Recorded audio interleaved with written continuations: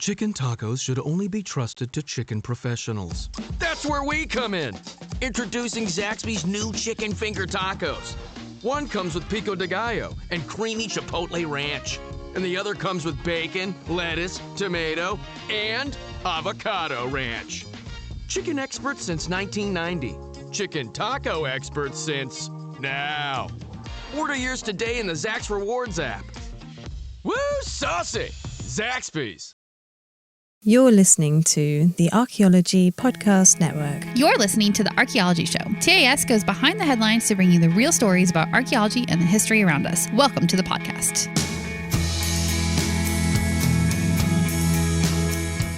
Hello and welcome to the Archaeology Show, episode 214. On today's show, we talk about a Mayan ballgame carving, Egyptian mummy tags, and a Hopewell site in Ohio. Let's dig a little deeper, but not into a mound, into the ground.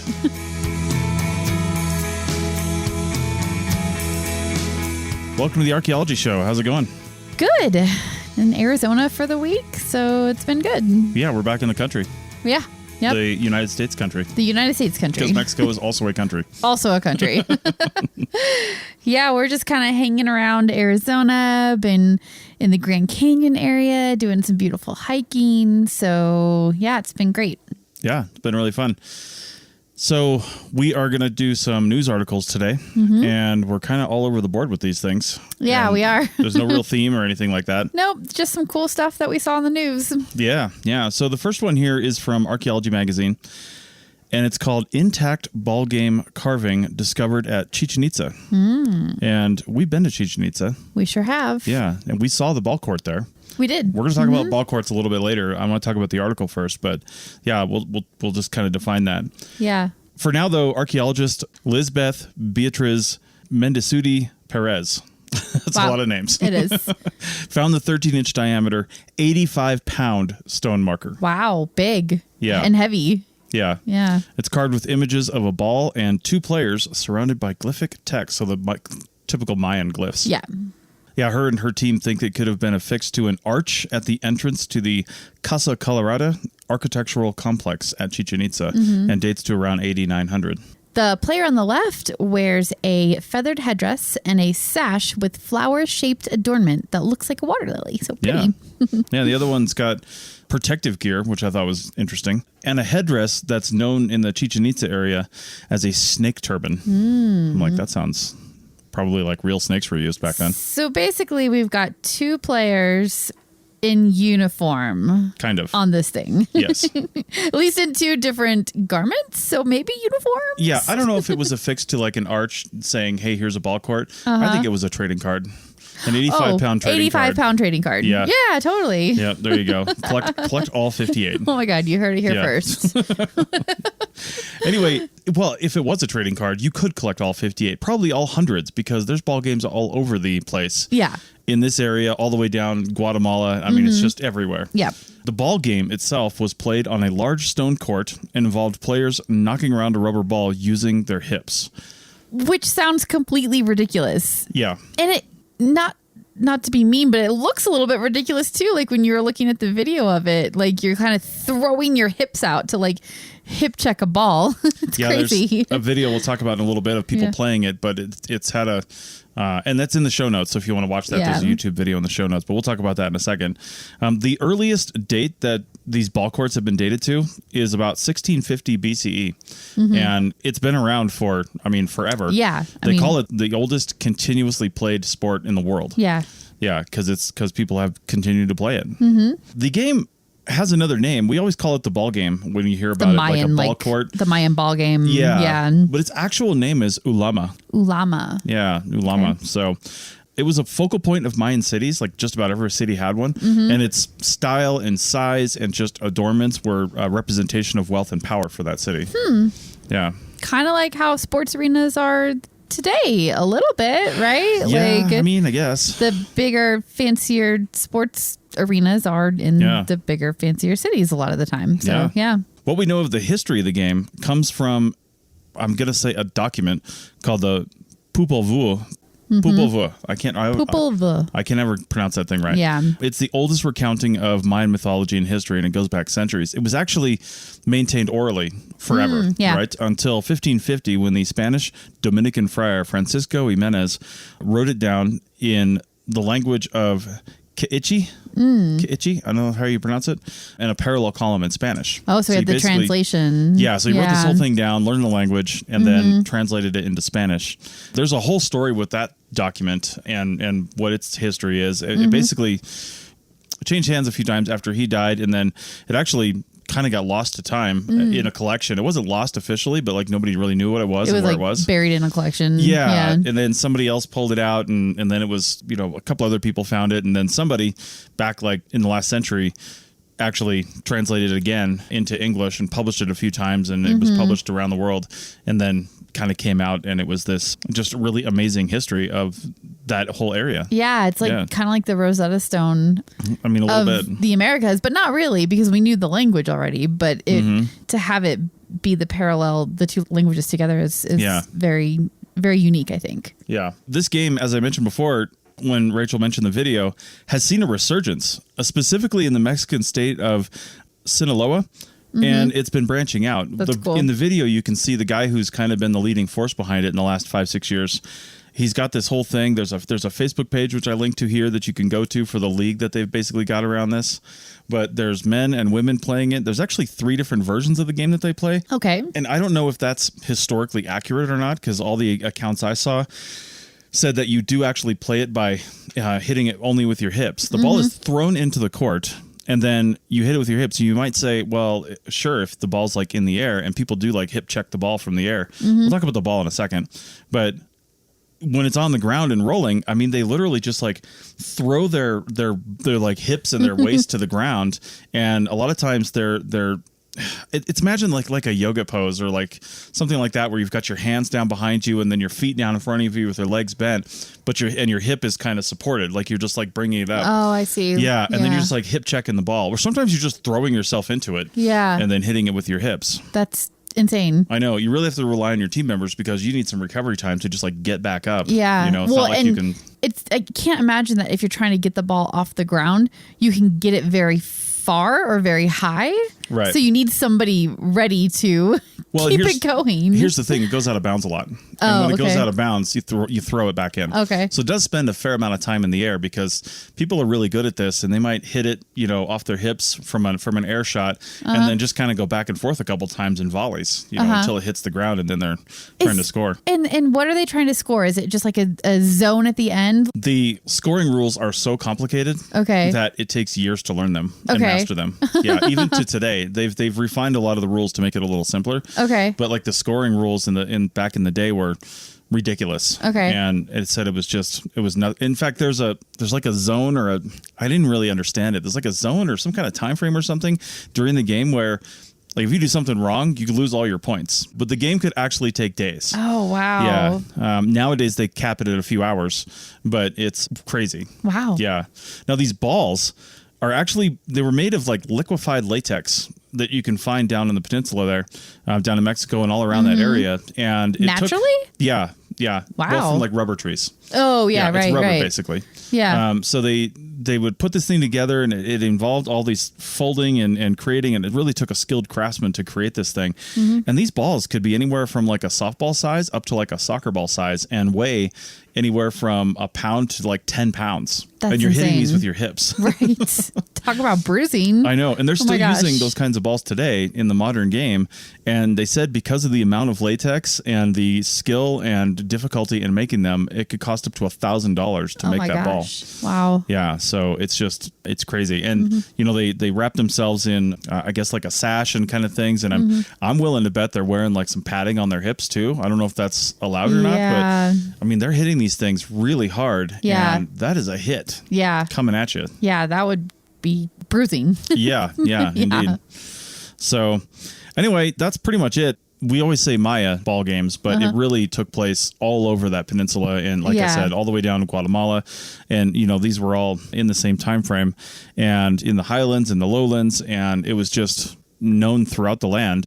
A little bit of history of the game too is there were two gods that were essentially playing around, and they had an argument, and to settle the argument, they played this game, and that was kind of how That's like the birth of the game. Yeah, and it was supposed to be like this battle between light and dark as well, and it was this whole, not necessarily just a game that people saw as a spectator sport, but it really had ritualistic meaning, you know, like who wins and who loses. And there's a lot of stuff around there about how the winning team would be like sacrificed and killed, or the losing team would be, you know, one of the two, but there's a lot of variation in that account as well. But either way, it was really important to the people of the city and town that they lived in, and it was seen as something, you know, very special and a little bit ritualistic. So yeah, that's really cool. Yeah. All right. Well, also ritualistic is making mummies, but and we've talked about mummies before, but on this next article on the other side of the break, we're going to talk about a cool way that we're using things associated with the mummies to look at and reconstruct the climate of the ancient Mediterranean. Back in a minute. To the teachers, assistants, and support staff who see potential in every child, Grand Canyon University recognizes you. We created the National Center for Teacher Preparation at GCU, along with a generous scholarship, so you can become a licensed teacher with paid benefits. Over 100 GCU alumni have been recognized award recipients, including Superintendent, Administrator, and Teacher of the Year. Find your purpose at Grand Canyon University. Private, Christian, affordable. Visit gcu.edu/parapro. People are driven by the search for better. But when it comes to hiring, the best way to search for a candidate isn't to search at all. Don't search, match with Indeed. The hiring process can be slow and overwhelming. Simplify hiring with Indeed. Indeed is your matching and hiring platform. With over 350 million global monthly visitors according to Indeed data, and a matching engine that helps you find quality candidates fast. Ditch the busy work. Use Indeed for scheduling, screening, and messaging so you can connect with candidates faster. Join more than 3.5 million businesses worldwide that use Indeed to hire great talent fast. Listeners of this show will get a $75 sponsored job credit to get your jobs more visibility at Indeed.com/PODKATZ12. That's Indeed.com/PODKATZ12. Terms and conditions apply. Welcome back to episode 214 of the Archaeology Show. And now we're going to talk about wooden tags. I imagine these is like death toe tags, but probably not. I know. That was the first thing I thought when I was reading this too. I was like, oh, this is like the Egyptian version of a toe tag. It's like a little bit sad. I mean, it really is. But also functional, right? Like you kind of you need to do that. Yeah. So this article is called Mummies Provide the Key to Reconstruct the Climate of the Ancient Mediterranean. And it was published in Phys.org. In Phys.org. Yep. So Egyptian mummies would have had wooden tags associated with them after the person had passed away, and they were sent to the embalmers, basically as a way of identifying who this person was, right?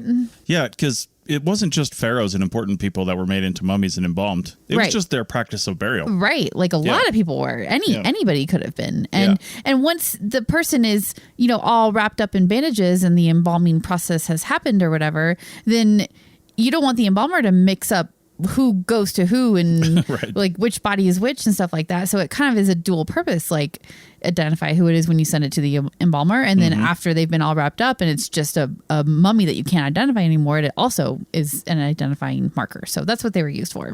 Yeah. They would have had the names of the deceased on these tags, plus the names of their parents, and sometimes a little religious message, just some information on there to say, hey, this is Joe Farrow and his parents are these, and he was a cool guy. So yeah, they give a couple examples in the article, and the first one is Picrus, the defunct son of Bessus and Senpnauth. I don't know if I said that last one right. So as always, excuse our terrible pronunciations. But that one, I'm like, the defunct son? Yeah. Like, because he's dead, so he's defunct? Or was he defunct before he died? And they were just reluctantly claiming him? I don't know. But poor Picrus. Yeah.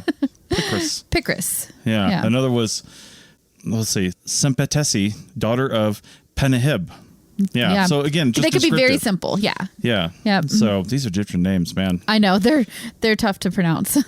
I've always thought it was such a beautiful language, though. Like, or maybe not beautiful, but the way the sounds flow together are just really cool. So anyway. Yeah. So we have these wooden tags, right? And what can you do with wood? You can do lots of stuff with You wood. can date the tree rings. Yep. So they're kind of looking at other ways to use these tags to find out information about the climate and the area of the mummies that they were found with. Mm-hmm. There's a group of Geneva-based researchers that want to see if climate fluctuations might have contributed to the rise and fall of the Roman Empire. Like we always say, but they want to have like actual physical evidence of that. I think it's known or it's always been said that that was part of it, but they're looking for the actual hard evidence. And they're specifically looking at the time period when Egypt was governed by Rome. Yeah, so these rings we're talking about, I mean, these are, when you look at the article, these are like flat pieces of wood, like a paddle almost, and not very big. They don't look like they're that big at all.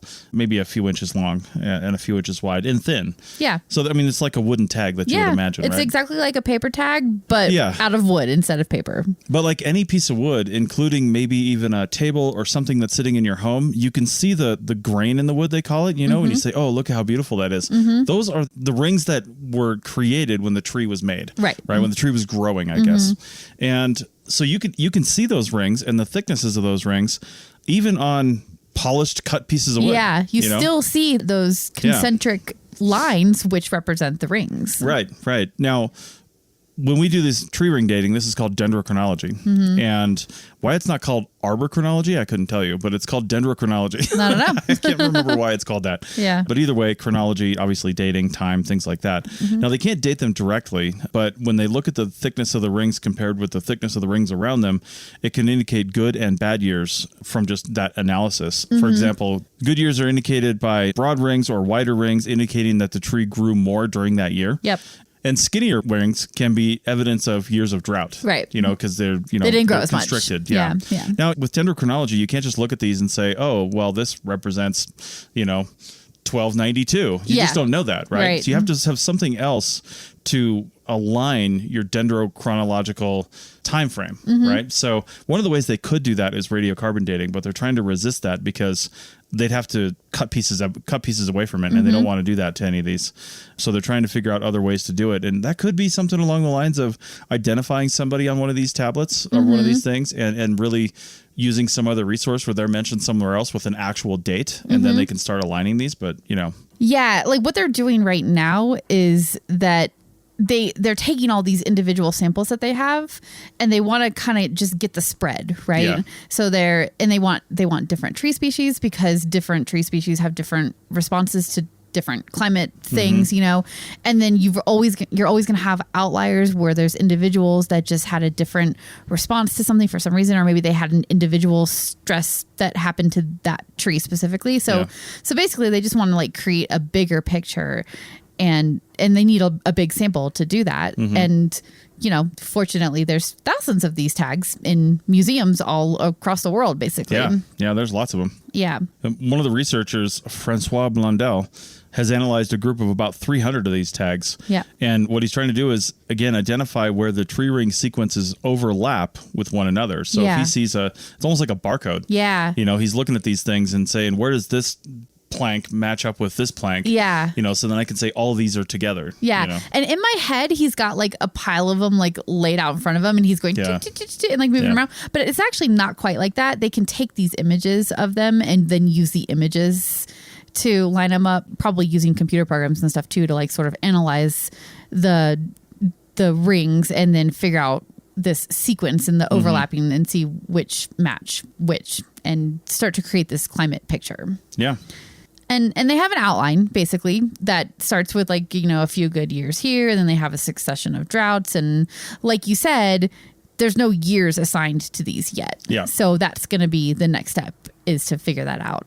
Yeah, they're hoping through analysis to find, like I said before, something with a date on it, or something not with a date on it necessarily, but that is dateable. Yeah, through context. But there could be an actual date on it, though, because these are inscribed, right? So like there's this hope, I think, in the back of their minds that they're going to pull out a tag that has like, I don't know, Imhotep, born right. born this year, died this year, or something like that. And I mean, I don't know how likely it is. And also, when you have a written date like that, you kind of have to take things with a grain of salt too, because it's like human. So yeah, how much can you trust what's written down or whatever? But at the same time, they're hoping for that to happen because, yeah, like you said, the next step is to do radiocarbon dating, carbon-14, and it's just. When they're trying to they want like a year-to-year map of the climate of this area to see how it might have impacted the fall of Rome, essentially. And they need that to be specific and detailed to the year. So the error range for carbon-14 is just too big for them to really feel comfortable with the dates that they're going to get from that. Probably. That's what they're concerned about. So they're hoping for something else to be at least corroborating, probably. Yeah. Plus the destructive nature of radiocarbon dating. Yes, of course. That's definitely a problem too. So they don't want to do that. I'm not sure how many of the museums that own the specimens that they're studying are going to give them permission to, destroy them. So I mean, just take a little piece off the back. Do you know how big of a piece you need to do? It's microscopic. It's really? Very little. Yeah. If it's very tiny, I mean, they might be able to get permission. Yeah, it's still destructive, though. It is still destructive. It's not a lot. Yeah. So, I mean, you're literally counting atoms. So, it's really small. Yeah. And to get a date, and they mentioned this in the article, but to get a date that they can start trusting a little bit, they'd have to do it to like a bunch of these tags from the same like section where the rings overlap so that they can get, 10 different tags that give the same date. And then they can feel comfortable saying, okay, our time period starts right here with this date. But they don't have that yet. So they're still working on it. Yeah. Unfortunately, the ones we do know dates for, like the big pharaohs and stuff like that, they didn't have to have a tag on them when they were sent to the embalmers. No, everybody knew who they were. They probably had a personal embalmer that was just like on standby for the moment that they died and like didn't work with other mummies and wouldn't have had to wait in line for embalming. Like rich people that have like a panic button so they can push it so their cryogenicist can show up immediately and freeze their head. Oh, right, totally. Yeah, that's modern embalming. Yeah, definitely so. All right, well, that's it for that one. Pretty cool. Interesting to see what they come out with that because, we can tell a lot from these remains, but I never really thought about looking at climatological changes. But, there's often wood found in these drier environments, and sometimes you can tell stuff, but you just don't have enough. But I didn't really realize how many of these things there were. Yeah. And I never really heard of them before, so that's really cool. This, like, common, almost household item that everybody would have had to use at least once in their life. Yeah. Yeah, it's an interesting use of that artifact. All right, well, now we're going to go over to Ohio, another place that you and I have worked. Yeah. And near probably where this happened, where we're going to talk about, because we worked around some Hopewell stuff, but we'll get into that and this CRM project on the other side of the break. Back in a minute. Is your vehicle stopping like it should? Does it squeal or grind when you brake? Don't miss out on summer brake deals at O'Reilly Auto Parts. O'Reilly Auto Parts. Introducing Zaxby's new chicken finger tacos. One with pico and creamy chipotle ranch, and the other with bacon and avocado ranch. Chicken expert since 1990. Taco expert since now. Woo, saucy! Zaxby's. Welcome back to episode 214 of the Archaeology Show, and we're talking news articles, and this one is a cool CRM project from Newark, Ohio. Yeah. Yeah, it caught my eye because, we've worked in Ohio. I don't know if we've ever mentioned that before on the podcast, but we did a phase 2 many years ago in Ohio. So we kind of worked in this area. Yeah. So the article is called Archaeologists Discover 2,000-Year-Old Dwelling Site of Hopewell Native Americans in Ohio. And it took me a second to kind of track down this article. It's written by Jack Wolf of the reportingproject.org, but it's one of those kind of things where it can be shared around. So I found it on USA Today, and I think it was on like Heritage Daily and maybe a couple other places. Yeah. So you can find it in a lot of different places, but the original one is the reportingproject.org. And I cannot even say how much I love this article. It is the most realistic reporting of a CRM project, except for one detail, which we can talk about later on. But it's the most realistic reporting of a CRM project that I've ever read. And it's not boring. Yeah. You know, like everything about it was so well done. Yeah, it really went into some detail on, different techniques and stuff like that. It was weird to hear all of the stuff we're used to hearing as far as measurements in feet and inches. I know. I thought that was so weird too. Yeah. I converted some of it to meters, like without even thinking about it when I was writing the notes for the article. But yeah.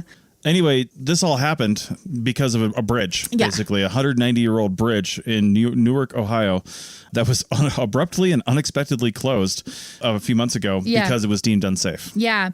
And this is actually the one thing that is hard for me to put into context. I don't know why they talk about that in this article, because the work on this site actually started in 2018, and it was in anticipation of replacing that bridge because they knew that it needed to be replaced, and they actually created a whole new like traffic path for the bridge, and it wasn't going to go over the old bridge location anymore. So this site is actually over.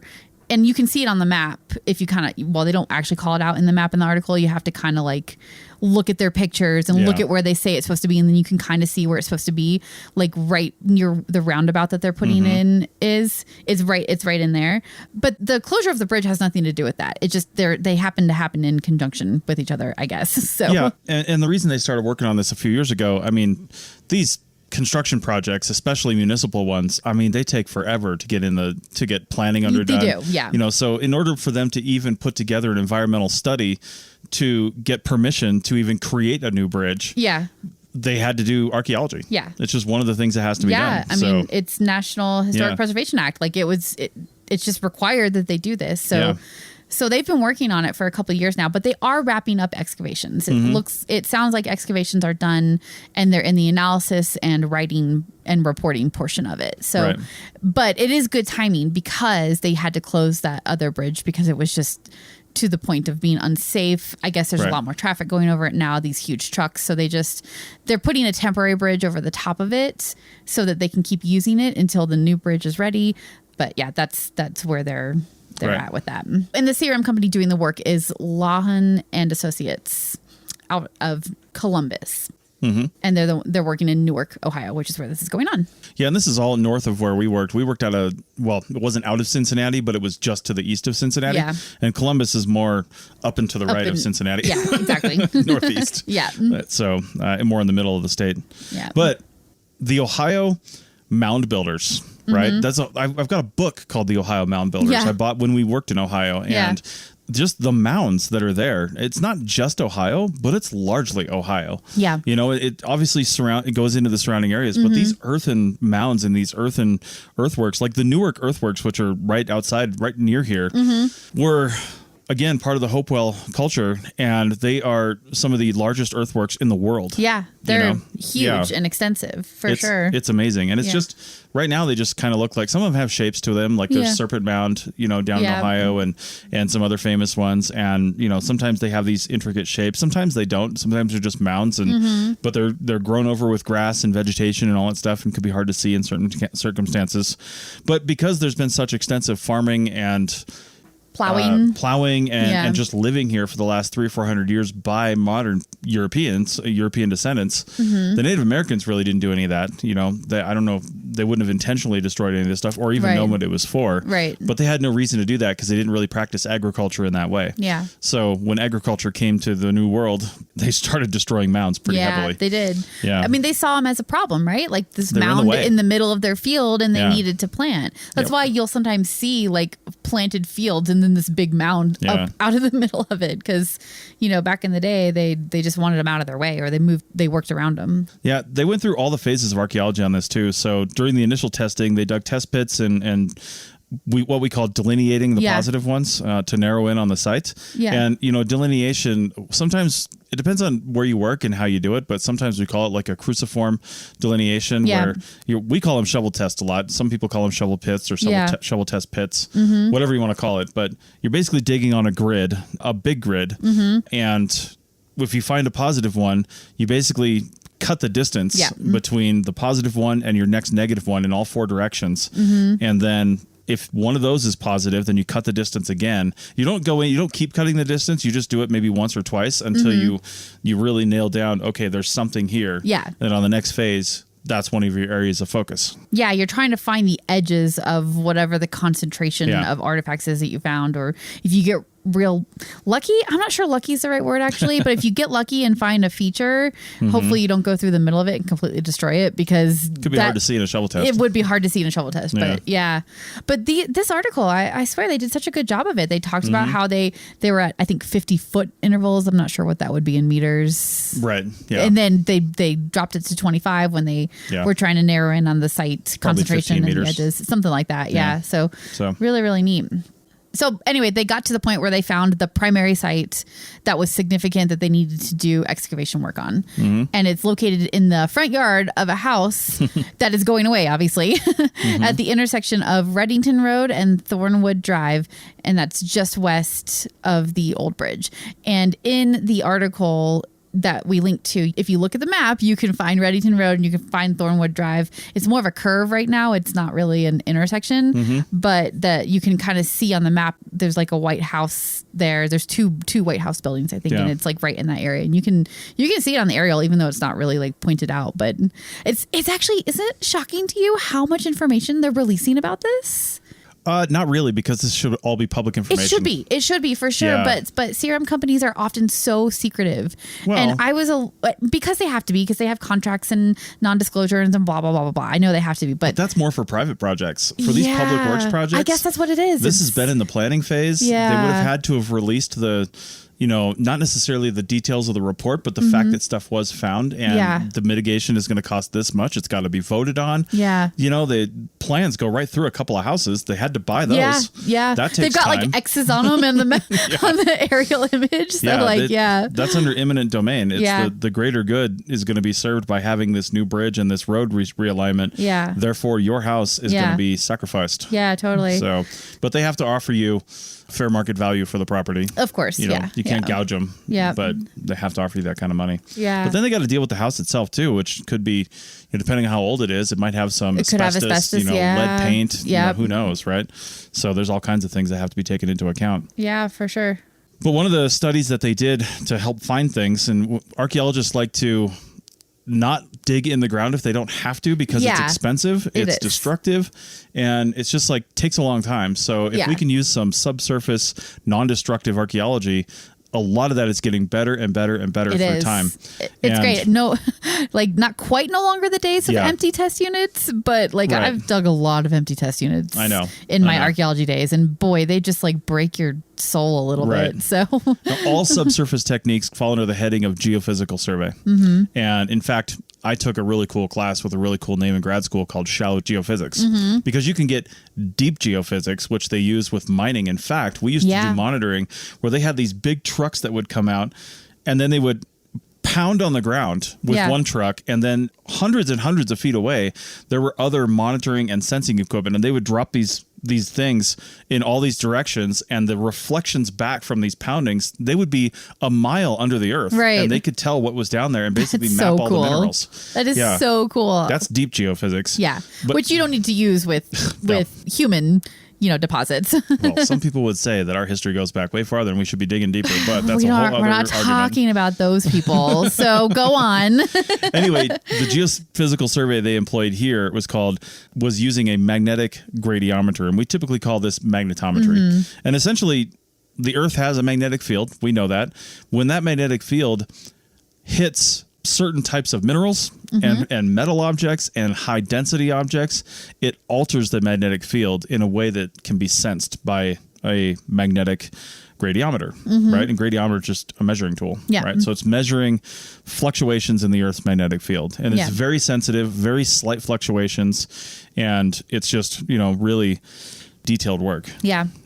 And in this case, I think what they were really wanting to use it for was to kind of try to help lead them in the direction of finding subsurface deposits like hearts. Yeah. Because that change in soil made by like basically burnt soil, burnt stuff in the soil could be detected by using the magnetic gradiometer. Yeah, hearts can be a buildup of carbonized material just over sometimes many years. You're going to use the same spot if this is a village or a hamlet or something like that. They're going to use the same one over years and years and years, and they get, depending on the clay content of the soil too, which there's a lot of clay in the soil out here. it almost gets like a hardened. Yeah. And then it's just hardened. And this has a massive signature when you're trying to look for it. I imagine it's quite obvious when the preservation conditions are just right. I think you could probably also see parts like this with like ground penetrating radar, but I'm not really sure. I think you probably can. Yeah, if it's a dense enough object for that. So. I wonder what made them choose this method over GPR. Right. They don't go quite in. I mean, it's a great article, but it doesn't go quite into detail like that. But so yeah, they had all this data from the phase 1, basically they called it. It was the data from the shovel tests, and then the delineation of the site, and then the magnetic gradiometry, and then they presented all of this information to the Ohio Department of Transportation, the Licking County Historical Societies, and any affiliated Native American groups. And all of those people together, you know, there was a partnership and they made an excavation plan together, which sounds like they had a really good working relationship. At least this article makes it sound that way. Hopefully they did. Right. One of the things they did on this excavation was what the article said is a new soil analysis method. I'll talk about that first, but we'll talk about that in a second. But they took samples about every 10 feet, so 3 meters or so, a little over 3 meters. Yep. And they were measuring the phosphate levels. So they took these soil samples, sent them off, and then the phosphate levels were measured within these. Now, phosphate levels, elevated concentrations of phosphate equals human activity. Right. And I've read about this technique being used, I mean, for years now. Yeah. And largely in academic settings. I think that's why they said new, is because it's not common for CRM to do this, but they did in this case. Well, and one of the reasons it wouldn't be common for CRM firms is, I mean, how often have we just found small expressions of human activity and not like long-term expressions? Because that's what you find with this. If you think you have some sort of village site that was a long-term occupation, not just like a seasonal one where they were there for one season and didn't ever come back, but long-term occupation, the byproducts of just humans living there. There's all kinds of things that do this. You could get really into that. We're not going to do that in this podcast, but it builds up these phosphate levels in the ground where humans have lived. And we've known about that for a while. Yeah.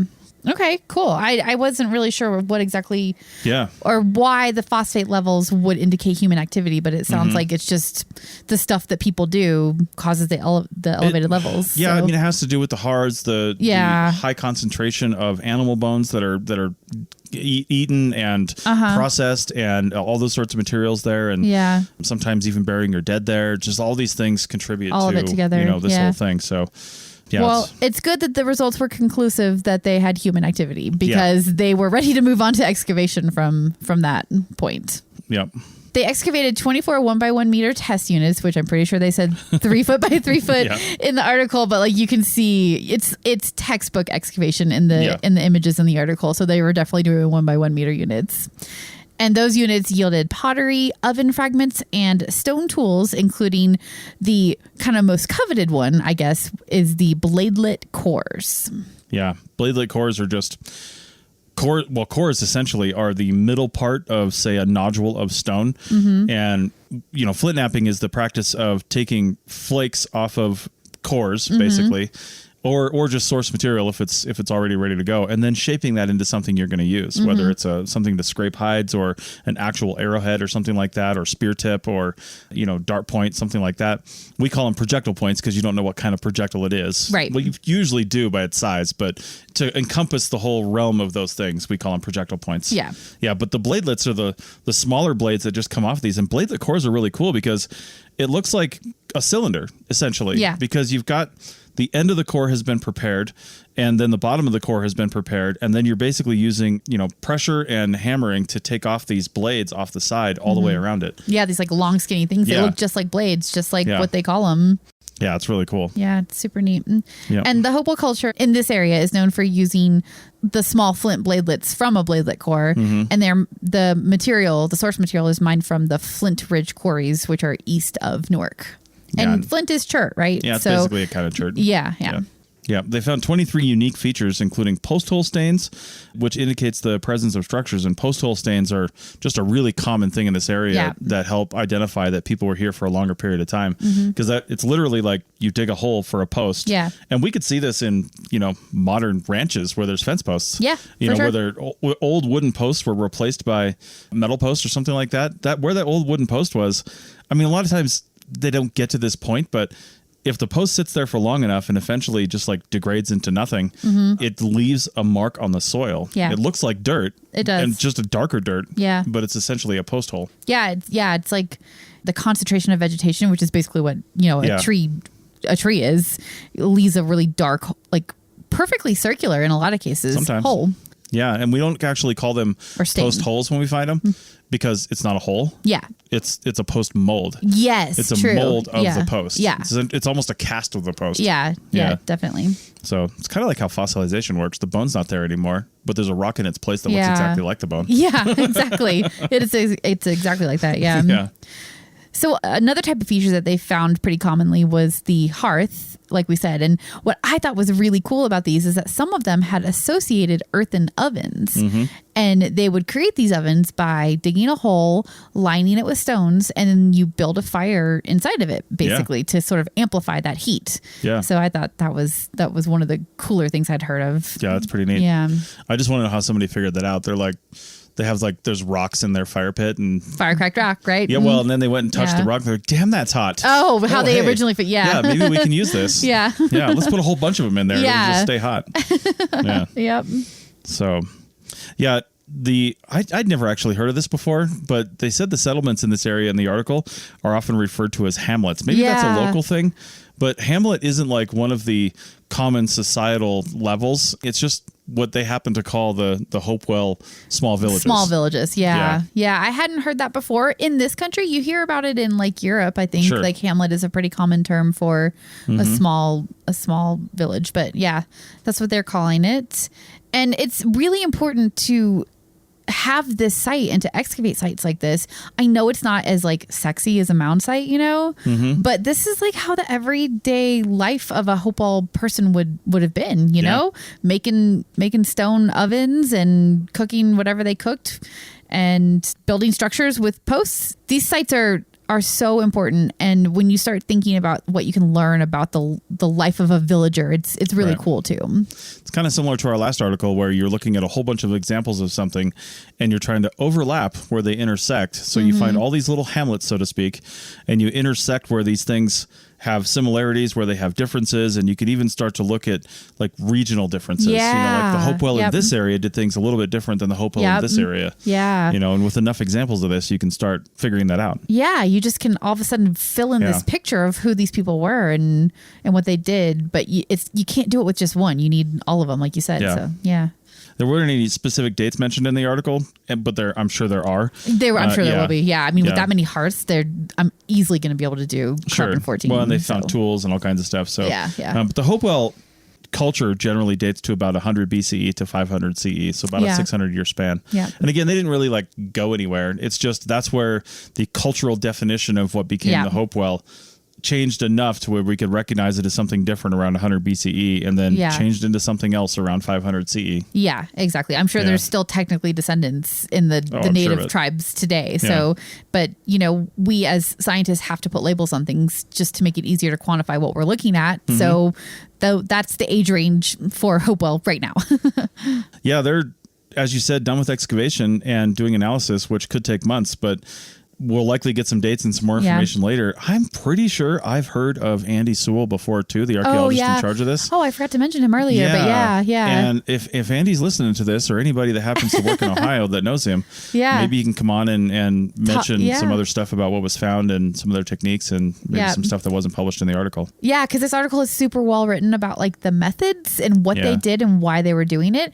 But it is a little bit light on the actual artifacts and the actual like layout of the village and that kind of stuff. So getting some more detailed information there would be really cool. Yeah, I mean, they can share the maps now that's all going to be basically dug up and a roundabout and bridge put in. So yeah, totally. Yeah. Just like a site we talked about that we worked on up in Washington, it was almost the exact same thing. It was, a roundabout was put in, but not for a bridge, but for a highway realignment. Yeah. Or a bypass, I guess. And they were definitely some houses that lost out on that little project. They did. But found a lot of cool stuff because of that. Yep. So, all right. Well, that's it for this episode. We will be back next week with something else. Bye. Bye.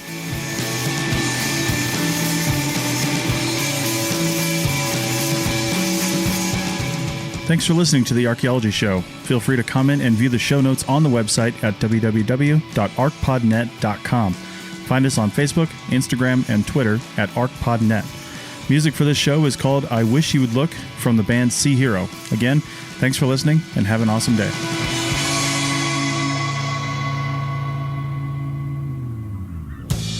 This episode was produced by Chris Webster from his RV traveling the United States, Tristan Boyle in Scotland, DigTech LLC, Culturo Media, and the Archaeology Podcast Network, and was edited by Rachel Roden.